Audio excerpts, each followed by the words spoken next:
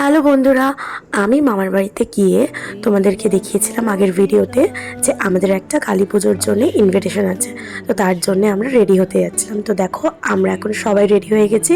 মামার বাড়িতে এসে একটুও রেস্ট নেওয়া হয়নি, তাড়াহুড়ো করে রেডি হয়ে কোনো রকমে বেরিয়েছি। মামার বাড়ি থেকে কালী পুজোর বাড়িটা অনেকটাই দূর ছিল, তো আমরা বাইকে করে যাচ্ছিলাম।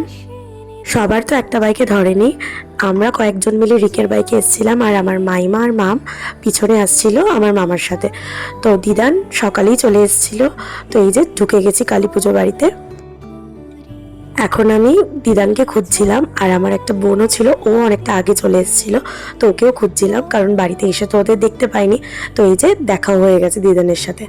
আমাকে তো দেখে খুব খুশি হয়েছিল, কারণ অনেক দিন পর তো মামার বাড়ি গেছিলাম। দেখে তো মনেই হচ্ছিল না এটা পুজো বাড়ি, মনে হচ্ছিল বিয়ে বাড়ি। এত সুন্দর করে চারিদিকটা সাজিয়েছে লাইট দিয়ে, তো ভীষণ ভালো লাগছিল। তো আমি সেটাই ঘুরে ঘুরে দেখছিলাম।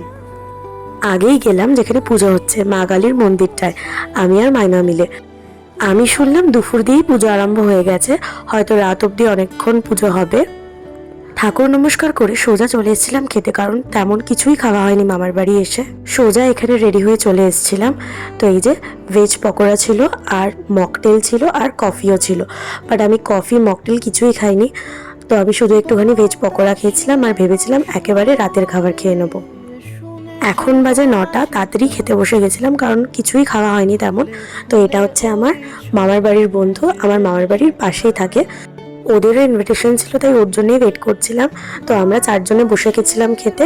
খাওয়া দাওয়া কমপ্লিট করে এখন চলে যাচ্ছি বাড়ি। তো আজকের মতো এইটুকুই, সবাইকে গুড নাইট।